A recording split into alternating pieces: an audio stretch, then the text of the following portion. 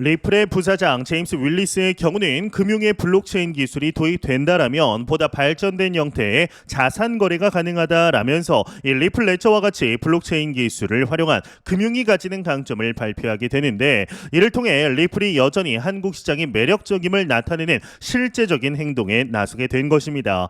현재 리플과 파트너십 중인 한국 기업들이 있지만 여전히 그 숫자에서는 아쉬운 상태입니다. 그럼에도 불구하고 이 시간이 지남에 따라 충분히 기대할 수준으로 올라올 여력들이 현재 보이고 있는데요. XRP 측면 상당히 유의미한 소식이 나왔습니다. 북유럽의 나스닥 스톡홀름 거래소에서 XRP ETP가 상장이 되었다라는 것인데, 자세한 내용 함께 보도록 하겠습니다. 구독과 좋아요, 알림 설정 부탁드립니다. 안녕하십니까. 암호화폐 정보를 전달해 드리는 닥터 비트맨입니다.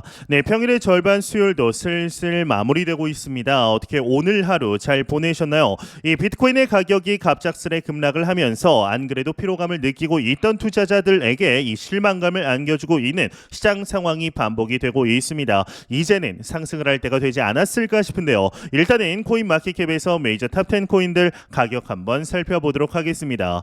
일단 시가총액 1위의 비트코인의 경우는 전날 대비 3.31% 하락한 6500달러대에 나타내고 있습니다. 2위의 이더리움은 2.87% 하락한 3343달러대, BNB의 경우는 2.39% 하락한 565달러, 솔라나는 0.7% 하락, XRP가 0.17% 상승한 0.48달러대 나타내고 있습니다. 상단의 비트코인 더미넌스 한번 보도록 하겠습니다. 비트코인 더미넌스는 53.1%, 이더리움 더미넌스는 17.9%를 나타내고 있습니다. 현재 크립토 마켓의 경우는 제롬 파월 연준 의장의 인플레이션 진전 평가에도 경계감을 키우며 6만 달러 선으로 밀려난 모양새입니다. 이제 간밤에 유럽 중앙은행이죠, ECB 행사에 참석한 파월 의장이 미국의 경우는 현재 디스인플레이션, 즉 물가 하락 경로로 돌아가고 있다라면서 인플레이션 진전 평가를 내리자 위험 자산 선호 심리가 살아나며 뉴욕 증시 3대 지수는 상승 마감을 하게 됩니다. 하지만 이러한 파월 효과는 크립토 마켓을 비껴간 것으로 보이는데, 이 역사적으로 비트코인 기준으로 7월 달은 상승하는 달이 많았기 때문에 기대감이 커져 있는 상태이죠. 이 비트코인의 가격이 7월에는 평균적으로 9.6%의 수익률을 기록하며 강한 반등을 보이는 경향이 있다라고 전망들이 나오고 있는데요. 이 비트코인의 강세론자들 또한 몇 주 동안 비트코인이 강하게 반등할 것으로 내다보고 있는 상황입니다. 특히 지난 4월 이후 비트코인은 59,000달러에서 74,000달러 사이에서 거래가 되었는데, 이는 수십억 달러의 매도, ETF에서의 자금 유출, 불안감, 소매 투자자들의 부정적인 심리 등이 정점에 찍은 데에 따른 것이라고 많은 분석들이 입 아프게 이야기를 하고 있습니다. 이 7월 첫 거래일인 1일에는 비트코인 현물 ETF로 1억 3천만 달러의 유입이 기록이 되었지만 현재 다소 약세의 모습을 보이고 있어 아쉬움이 가중되고 있는 상태입니다. 그럼에도 비트코인 가격 관련 긍정적인 분석들은 지속적으로 나오고 있는데요. 이 반감기와 다가오는 이더리움 현물 ETF로 인해 올해 기록 경신이 가능하다라는 분석이 나왔습니다. 자세한 내용 함께 보도록 하겠습니다. 헤드라인을 먼저 보겠습니다. 헤드라인을 보게 되면 비트코인 올해 기록 경신 가능성, 반감기와 이더리움 ETF 효과이다 헤드라인이 장식이 되어 있습니다. 내용을 한번 보도록 하겠습니다. 이 비트코인 가격이 반감기와 이더리움 ETF 출시 효과 등에 힘입어 올해 사상 최고치를 경신할 가능성이 크다라는 전망이 나왔다라고 합니다. 이 암호화폐 데이터 제공 업체인 CC 데이터의 경우는 발간한 보고서를 통해 비트코인 가격이 아직 이번 상승 주기의 정점에 이르지 않은 것으로 분석을 했다 CNBC가 보도를 했는데, 비트코인 가격은 지난 3월 73,700달러를 넘어 기록을 세우고선 내려와서 지금은 6만 달러 선에서 거래되고 있다. 이제 이번 반감기 4월 19일 완료된 반감기 이후에 상승 구간이 아직 끝나지 않았다라고 언급을 하고 있습니다. 2012년, 2016년, 2020년 지난 세 차례 반감기 이후에 366일에서 이제 548일간 올랐는데, 즉 1년에서 1년 반 정도 올랐다라고 보시면 되는데요.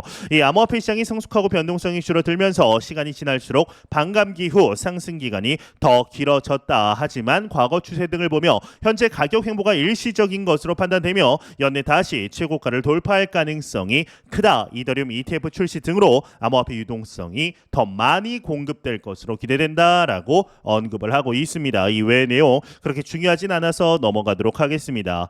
네, 이제 많은 전문가들이 예상하고 있는 이더리움 현물 ETF 승인 예상일이 다가오고 있습니다. 늦어도 7월 8일에는 승인이 날 것으로 예상이 되고 있는 상황 속에 현재의 하락이 오히려 이보 전진을 위한 일보 후퇴다라는 견해들도 나오고 있는데요.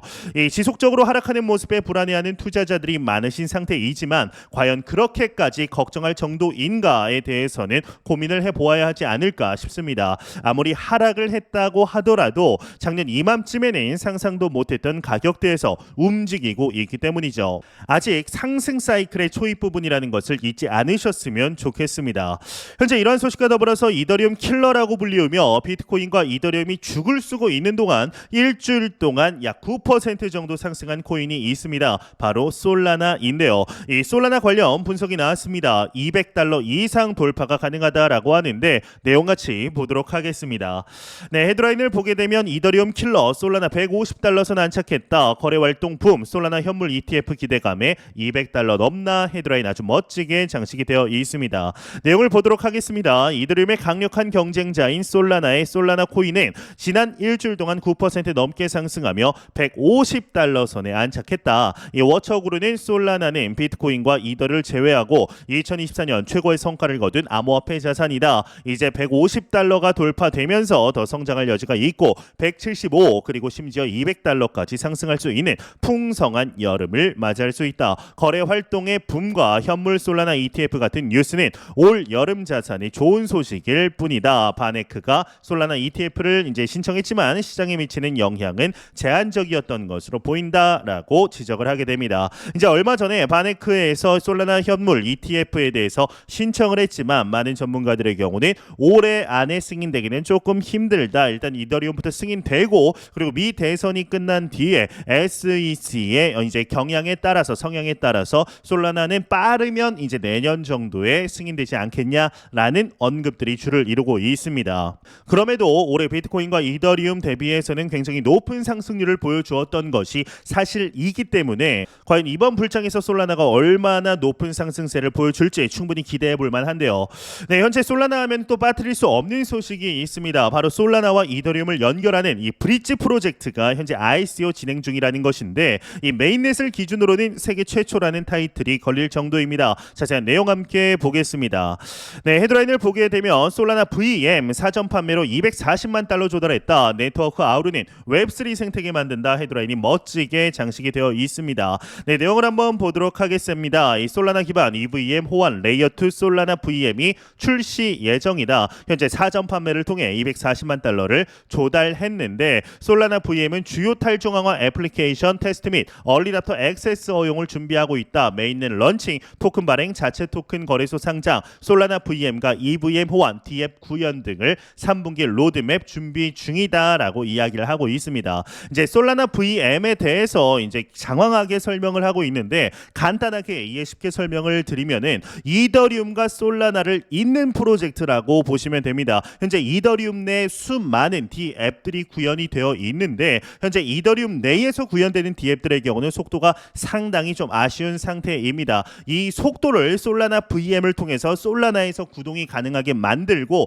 속도를 높이고 또한 이더리움의 고질적인 문제인 이 수수료 문제도 혁신적으로 좀 많이 떨어뜨리게 만드는 것이 바로 솔라나 VM의 프로젝트의 탄생 배경이다라고 보시면 되는데요.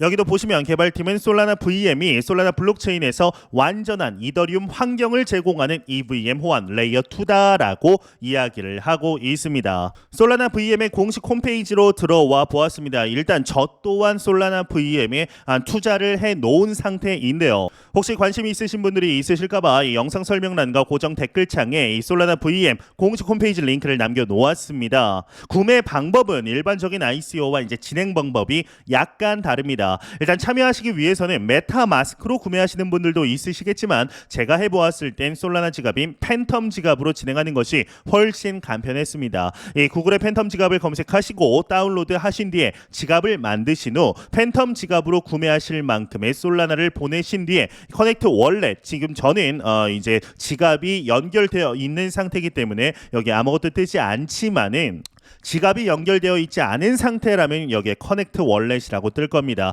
이 커넥트 월렛으로 연결하시고 이 밑에 있는 이 지갑 주소가 있습니다. 이 지갑 주소로 솔라나를 보내시게 되면 구매할 만큼의 솔라나를 보내시게 되면 끝입니다. 이후 한 3분에서 5분 정도 지나고 이 밑에 트랜잭션 히스토리라고 있습니다. 이 트랜잭션 히스토리를 누르시게 되면은 현재 저와 같이 이런 식으로 저는 12,984개의 SVM 토큰, 솔라나 VM 토큰을 구매했는데 이런 식으로 구매한 수량이 나오게 됩니다.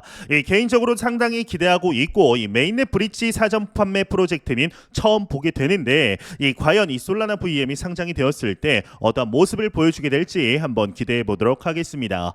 네, 이런 소식과 더불어서 어제이죠. 2일 서울 중구 소재 롯데 호텔에서 열린 디지털 금융혁신 포럼에서 리플 전략 기획 부사장 에미 요시카와가 참여를 해 화제가 되어 있습니다. 이 인물이 에미 요시카와라는 인물인데 이 요시카와 부사장은 디지털 금융에서 한국이 가지는 의미가 크다라고 설명을 하게 되는데요. 이뿐만 아니라 밑으로 내려서 보시게 되면은 이 리플의 부사장 제임스 윌리스 또한 함께 참여를 하면서 리플의 금융 분야 활용 가능성을 설명하게 됩니다. 이 윌리스 부사장의 경우는 금융에 블록체인 기술이 도입된다라면 보다 발전된 형태의 자산 거래가 가능하다라면서 리플 레저와 같이 블록체인 기술을 활용한 금융이 가지는 강점을 발표하게 되는데요. 이를 통해 리플이 여전히 한국 시장이 매력적임을 나타내는 실제적인 행동에 나서게 된 것이죠. 현재 리플과 파트너십 중인 한국 기업들이 있지만 여전히 그 숫자에서 아쉬운 상태입니다. 그럼에도 불구하고 이 시간이 지남에 따라 충분히 기대할 수준으로 올라온 여력들이 보이고 있는데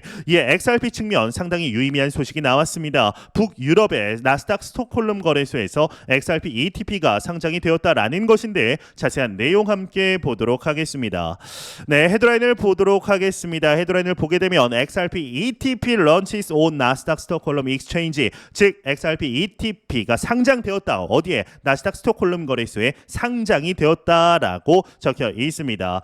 일단은 XRP 상장 지수 상품인 ETP의 북유럽 지역의 주요 증권 거래소인 나스닥 스톡홀름에 상장이 되었다라고 이제 이야기를 시작하고 있습니다. 화요일에 발표된 공식 보도 자료에 따르면 스웨덴의 디지털 자산 관리자 벌추는 나스닥 스톡홀름에서 벌춘 XRP ETP의 출시를 공개했다라고 하는데 보고서에 따르면 새로 출시된 XRP ETP는 완전한 담보화가 되어 있으며 100% XRP 현물 ETP, 현물 XRP 토큰으로 뒷받침된다고 합니다. 벌추는 XRP 보유량의 수탁자로서 미국의 주요 거래소 이 코인베이스와 협력을 했다라고 하는데 흥미롭게도 이 XRP 투자 상품은 이제 오는 7월 2일부터 VIRXRP라는 티커로 거래를 시작한다라고 합니다. 북유럽 시장을 대상으로 하면서 스웨덴 크로나로 표시가 되고 투자자들은 연간 관리 수수료로 1.49%를 지불한다라고 하는데요. 보도 자료에 따르면 이 XRP ETP는 다양한 은행과 브로커를 통해서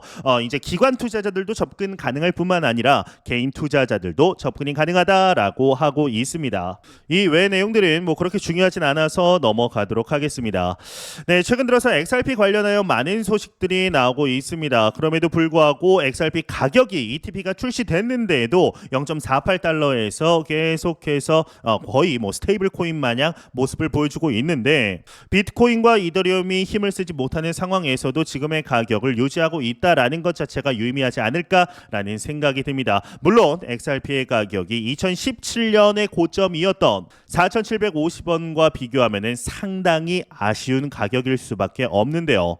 움직이지 않는 가격에도 불구하고 XRP 투자자들이 그럼에도 홀딩을 하고 있는 것은 리플사의 굉장히 넓은 스펙트럼 이 파트너십을 통해 실제적인 유즈 케이스가 증가하고 있기 때문이죠. 과연 현재 우리가 맞이하고 있는 이번 불장에서 XRP가 어떠한 모습을 보여주게 될 것인지 한번 기대해 보도록 하겠습니다.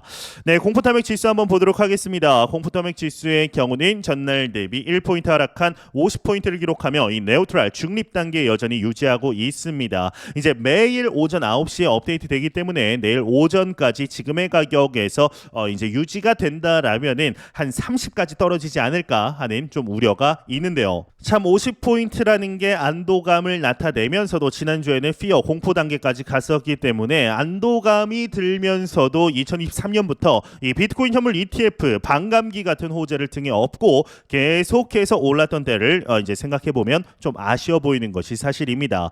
하지만 지금 제가 계속 말씀드리지만 지금은 상승 사이클입니다. 이 반감기를 지나 잠시 주춤할 때 빠졌던 것이기 때문에 상승 전환하면 쭉 올라서 신고점을 경신한다라는 믿음이 상당히 큰 상태입니다.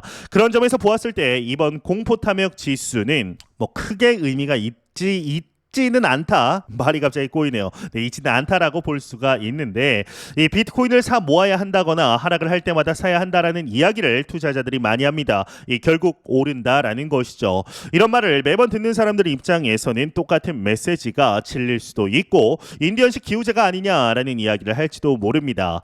이제 정말 그럴까요? 이게 제가 보기에는 나이가 들수록 가장 큰 실력은 올바른 일을 지속하는 것이라고 생각합니다. 그걸 실제로 실천하는 사람이 많지는 않습니다. 이 비트코인이 결국 상승해서 10만 불을 넘을 거라는 사실을 누구나 이야기합니다. 그런데 그걸 실제 투자로 연결시키는 사람은 많지 않습니다. 미리 대비하지 않고 남들이 이야기하니까 똑같이 말할 뿐이죠. 내가 가지고 있는 돈으로 비트코인이 하락할 때마다 매수를 하고 그걸 수익으로 연결시키는 것은 대단한 실력입니다. 물론 수익을 내는 데는 대단한 지식이 필요한 게 아닙니다. 오히려 누구나 다 알고 있는 사실을 매일 반복하고 되뇌면서 실천하는 게 중요합니다.